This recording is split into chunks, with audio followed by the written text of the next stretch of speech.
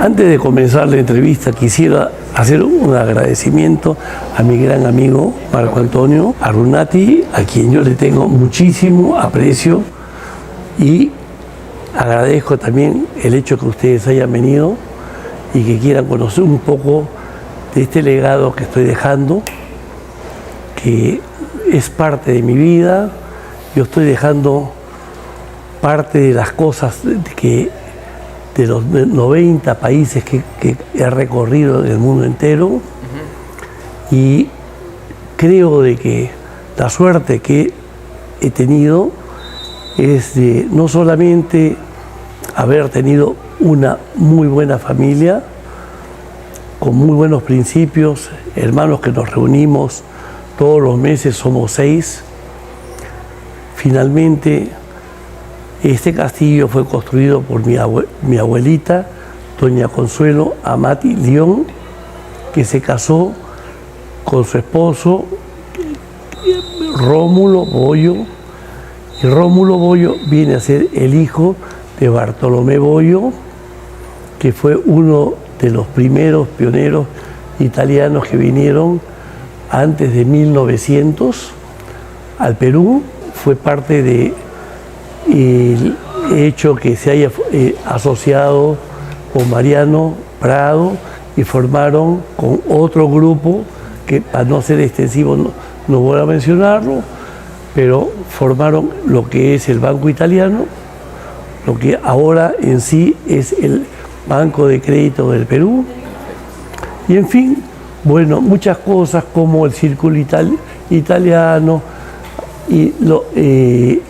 otras cosas que tendría que enumerarlas, pero por cuestión de tiempo es un poco lo que podría en cierta forma resumirlo, ¿no? Nadie hace algo que así que no quisiera dejar un legado. Mi abuela, ella es doña Consuelo Amat y León. ¿Cómo se forma ese apellido compuesto, no? El apellido compuesto de los Amat y León era de que cuando vino el virrey Amat al Perú, en la época del virreinato, tuvo una gran vinculación con la sociedad peruana de ese entonces. Cuando regresa él a Barcelona, agarra y conoce a una señora que era la condesa de León. De esa relación nace y crece, tuvieron un hijo que se llamaba Manuel Amat y León, y ahí se forma el apellido Amat y León, la relación entre el virrey Amat y la condesa de León, ¿no? Ahora, Manuel Amat y León vino al Perú para luchar a favor de las fuerzas realistas, es decir, por España. Él vino porque simplemente era el virreinato, pero lo curioso de todo esto es de que conoce a María Santos Corrales. ¿Quién es María Santos Corrales? Viene a ser la musa de Mariano Melgar en Arequipa. Bueno, muy conocida, la famosa Silvia, y que dentro de ese cariño que le tenía, ¿no?, a toda esta sociedad, y sobre todo conoció a mi abuelo Manuel Amat y León, disculpe, el abuelo de mi abuela la conoce, y a raíz de eso él deja la relación con España y comienza a apoyar y a desarrollarse y a luchar por todo lo que era el Perú, todo lo que era el virreinato, ¿no?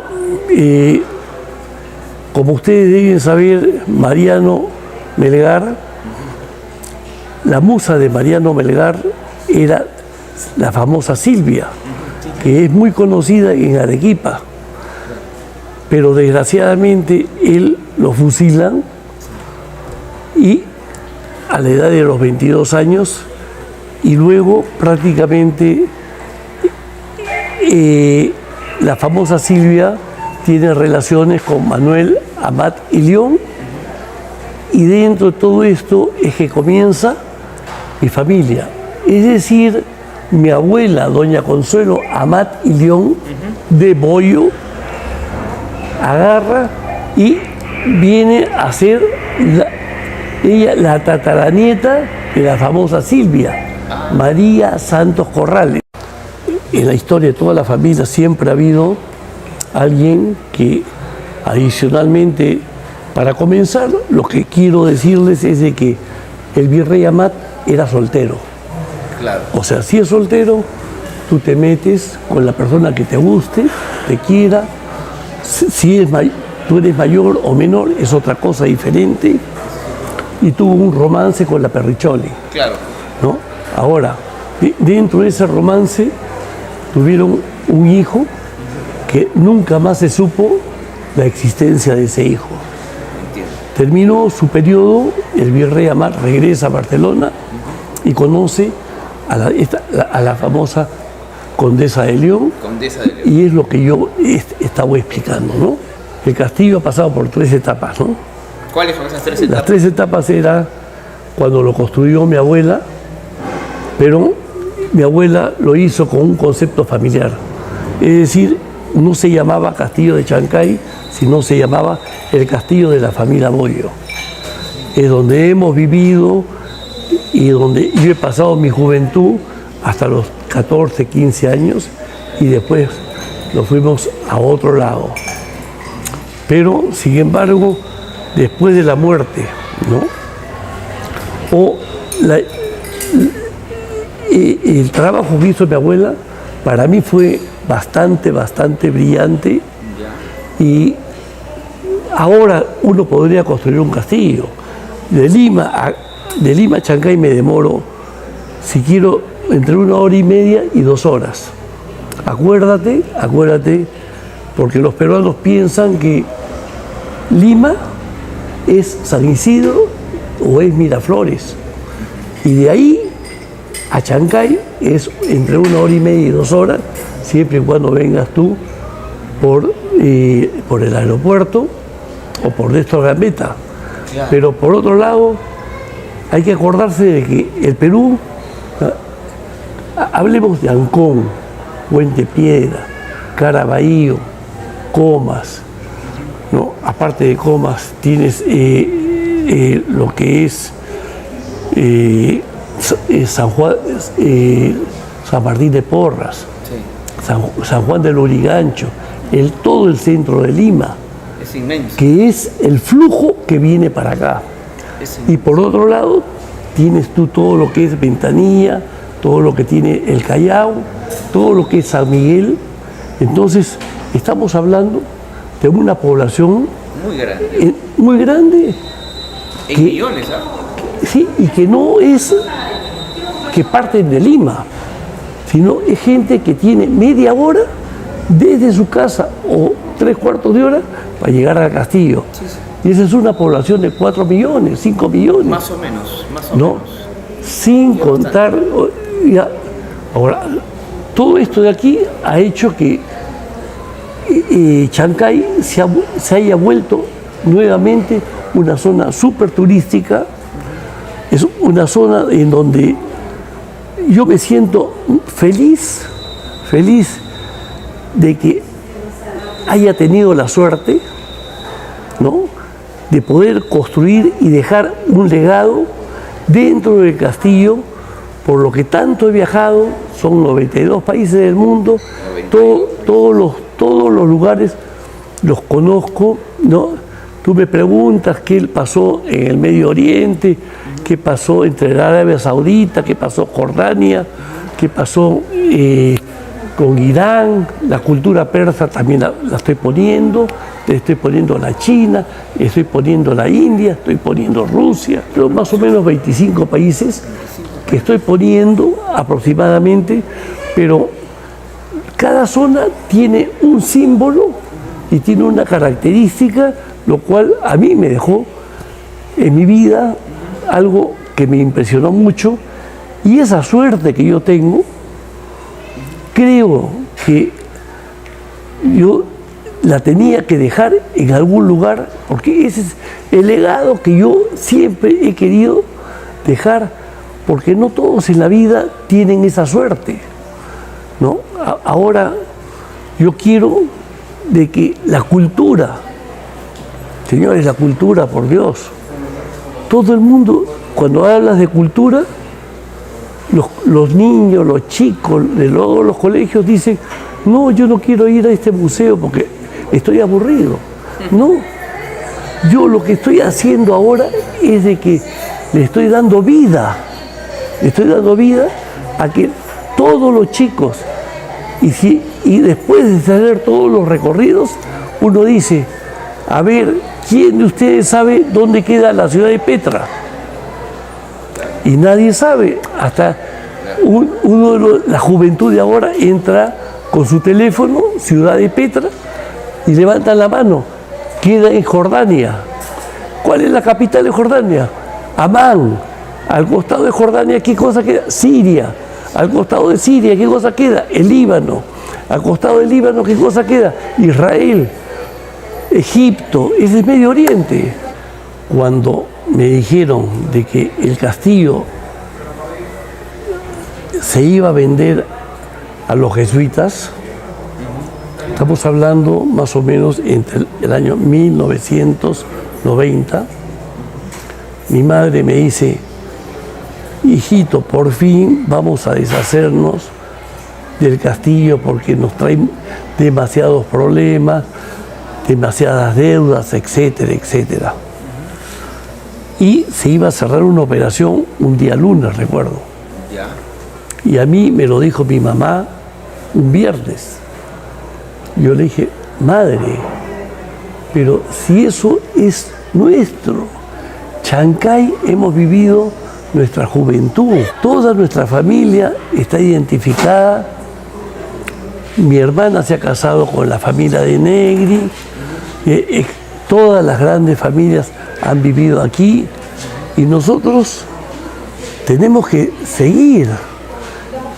Y yo lo que sí quisiera es, si bueno, se lo van a vender, yo quisiera tomar, saber exactamente cuánto se lo está vendiendo, pero yo tengo la prioridad como uno de los miembros de la familia, es decir, como hijo de Lidia Bollo de Barreto, que es mi madre, y yo estoy todavía dispuesto a poder comprar el castillo en iguales condiciones. Eso fue prácticamente lo que me impulsó a seguir teniendo parte de nuestra historia. Luego, indudablemente, siempre decían, la señora Consuelo Amati León era una loca porque construyó el castillo. Yo digo, no fue una loca, fue una visionaria. Exacto. Yo digo, posteriormente fue un abandono por otras personas, llámese por mi tío Cucho. No, digo yo, mi tío Cucho pasó otros momentos, pero no invirtió y se quedó en el abandono durante 30 años. De ahí, en el año 90, lo tomo yo, pero ya sabiendo qué era lo que quería, ya estaba a puertas de irme a Europa nuevamente, y me dicen de que iba a ser vendido el castillo. Yo le dije, no, de ninguna manera. Tenemos que realmente hacer de que esto sea nuestro, y ese nombre, que es el castillo que se le llamaba de la familia Bollo, quede perennizado en nuestro Chancay. Ahora, yo lo que te quiero decir es de que hay algo que es demasiado importante para mí. Es decir, cualquiera puede comprar un castillo o cualquiera puede comprar una casona, cualquiera puede encontrar algo que tiene mucha tradición. Pero yo, porque he sido 25 años catedrático en la Universidad de Lima, en el área de finanzas y mercadotecnia, y 5 años en la ciudad, en la Universidad de la Sorbona y Lovaina, donde tengo muchos amigos, y en Lovaina, Bélgica. Ah, en Bélgica. ¿No? Donde tengo 4 maestrías. Entonces, eso me ayudó muchísimo. ¿En Bruselas? No, Lovaina se encuentra a media hora de Bruselas. Lovaina es una ciudad puramente de estudiantes y son aproximadamente 35.000 estudiantes que viven en la ciudad de Lovaina. Ahí estuve yo y desde Lovaina yo era conocido porque me gustaba demasiado, me gustaba la cultura. Y viajaba por todo el tiempo por diferentes países. Uno de los tantos países que hice fue en el año 1973, donde partí de Bélgica, Alemania, Checoslovaquia, Hungría, Yugoslavia, cuando era Yugoslavia, Grecia, Turquía, Irán, Afganistán, Pakistán, la India. En la India llegué al Taj Mahal, estuve hospedado en la Embajada del Perú en la India, de ahí subí a Nepal, la parte de los Himalayas, el año 73, ¿no?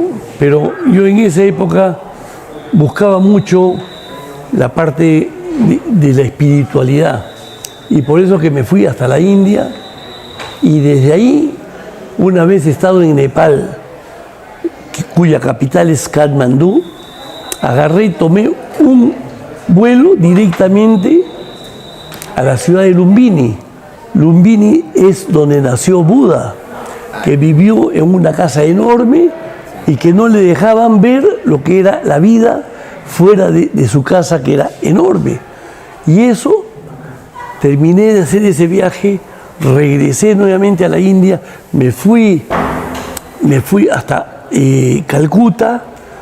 Realmente terrible es la vida allá, la pobreza es tremenda.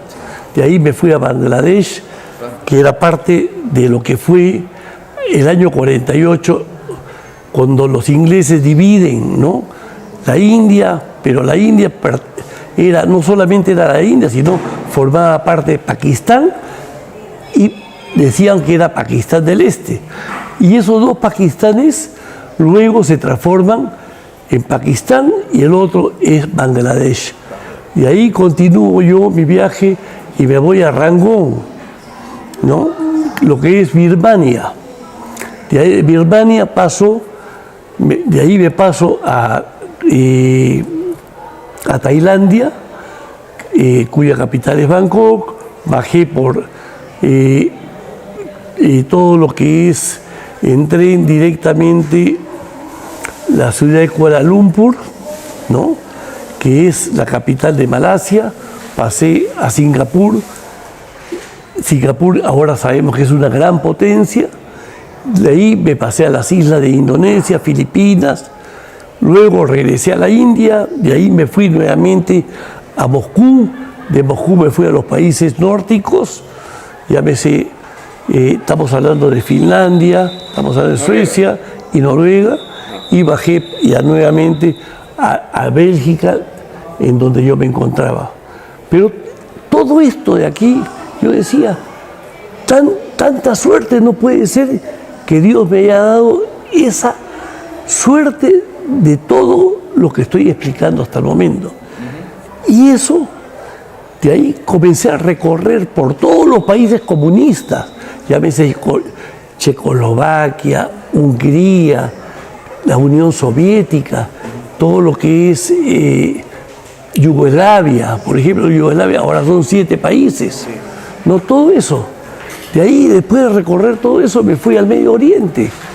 En el Medio Oriente tú creías que podías ir a cualquier país, y no, porque si tú ibas a un país árabe, con el sello en tu pasaporte, ¿no?, que habías entrado a Israel, no te aceptaban en ningún país árabe. Entonces tuve que recorrer primero todos los países árabes para luego entrar a Israel. Y así fueron pasando los años, llegué aquí, fui catedrático en la Universidad de Lima muchos años, y dentro de esto dije, bueno, creo que es el momento de decirle a toda la gente, a todos los chancayanos, a todos los limeños y peruanos. Y ahora se ha hecho un lugar sumamente entretenido, que es a donde yo quería llegar. Quiero que las personas, cuando vengan y me pidan un colegio que quiere entrar al castillo, que primero el profesor tiene que saber la historia de todos estos países para que se le hagan las preguntas respectivas, ¿no? O sea, ¿quiénes fueron los sumitas? ¿Quiénes fueron los sumitas y quiénes fueron los chiitas, por ejemplo? Es la rivalidad entre Arabia Saudita y Irán. O sea, Irán, cuando hablamos de Irán, estamos hablando de la cultura persa. Son cosas que simplemente los otomanos, ¿dónde estaban los otomanos? Es Turquía. ¿Y Turquía? ¿Cuál fue la influencia de Turquía? Pero cuando se termina, nosotros les hacemos las preguntas a todos los alumnos que vienen con la finalidad de que el entretenimiento y el objetivo es de que se desarrolle la cultura, pero en forma entretenida. Eso es el objetivo que he logrado, gracias a Dios, de que mucha gente diga, anda al castillo porque te culturizas y te diviertes, te entretienes. Y por el precio de 25 soles, ya puedes pasar todo un día, puedes recorrer todo el castillo, el recorrido te demora 3 horas y media, ¿no? 3 horas y media, y mucha gente regresa para seguir el segundo recorrido, es decir, los museos internos y los museos externos. Doy gracias a Dios de que también el gobierno siempre me ha apoyado, el Ministerio de Cultura nos ha apoyado, y es por ellos que he tenido esa suerte de poder difundir, ¿no? Y dejar esto de acá en manos, porque esto forma parte del Perú. El Perú en este momento se merece muchísimas cosas, y cada vez nosotros no vivimos en una isla, vivimos en un mundo entero. Si donde hay un problema en Ucrania, ya, o en Polonia, o en cualquier país que sea colindante como Hungría, ¿cuáles son sus repercusiones? Uno dice, ¿qué pasó? ¿Por qué ha subido el precio? ¿Por qué? Porque uno, el petróleo le vende al uno, el otro le compra al otro, y es tanto el intercambio internacional, un problema de Rusia, un problema de la China, un problema con Estados Unidos, un problema con Europa, cómo influye en nuestra economía. Esas son las cosas que nadie entiende, o muy pocas personas entienden, cómo es el factor económico, y eso es, como catedrático que yo soy, yo no podría dejar de construir hasta el último día de mi muerte. Quiero que las personas, que el Perú sepa lo que realmente tenemos. Tenemos que ir difundiendo todo lo que es cultura. Hemos comenzado muchísimo con la parte turística, pero adicionalmente a todo esto, la idea es dirigirnos a los niños, a los jóvenes, a los escolares, a fin de que ellos, a través de todo lo que estamos haciendo, puedan saber dónde queda Dinamarca, dónde queda Grecia, dónde queda Babilonia, dónde queda Petra, y a cuáles son los conflictos a nivel internacional, qué es lo que sucede con un país, con el otro. Que ya no somos el Perú, somos ni tampoco somos una isla. todo está interrelacionado. Si hay un problema, y lo estamos viviendo todos ahora, fíjense lo que está pasando. Ucrania en este momento tiene problemas con el petróleo, tiene problemas con el trigo, las exportaciones y todo eso. ¿Y cómo nos está afectando? Porque en este momento el mundo tiene que entender de que el Perú no es una isla. Tiene que entender la juventud que vivimos en un mundo multinacional. Y es ahora donde ahora puedes encontrar y darte cuenta a través de un lugar como este, puedas encontrar de que son tantos los países que nos unen que ahora sí esas personas puedan identificarse y decir, sí, efectivamente, en el mundo entero hay una variedad de formas de pensar, la juventud, las nuevas generaciones, etcétera, etcétera. Hay algo que en la vida es muy importante. Ahorita yo ya no valoro la parte económica. Yo valoro mi vida, mi tiempo. Eso es lo que casi nadie se da cuenta. Yo sé que tengo un tiempo limitado de vida. Si yo quiero que esto siga creciendo, gracias a Dios tengo un hijo que también el sueño que yo he tenido y he logrado levantar todo eso, se lo he trasladado a mi hijo. Porque ¿de qué sirve de que yo siga teniendo sueños si el día de mañana ya toda persona que me pueda escuchar, por lo menos de 50 hacia arriba, se da cuenta de que el tiempo vale más que el dinero? Así es. Entonces, ¿a dónde vamos con todo esto? Vamos a que, para mí, yo ya dejé un camino trazado. Yo ya dejé qué es lo que la gente quiere.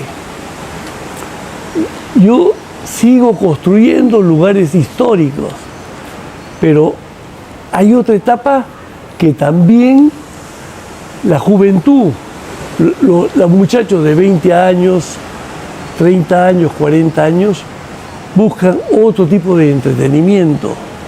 Pero ese tipo de entretenimiento tiene que estar unida con el servicio. Si tú no tienes buen servicio, olvídate, los negocios se van a la quiebra. Fíjate, cualquier restaurante del mundo, ni siquiera te fijas ahora, basta que un mozo te trate mal para que no regreses.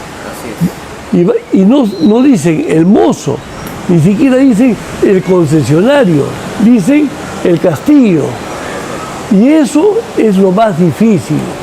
Yo construyo, me fue bien, yo sé que a mucha gente no le ha ido bien, yo agradezco a Dios, ¿no?, el hecho que yo haya tenido la suerte de poder plasmar algo y tener la suerte de tener una familia bien constituida, y tengo un hijo que se ha enamorado del que ha sido mi sueño.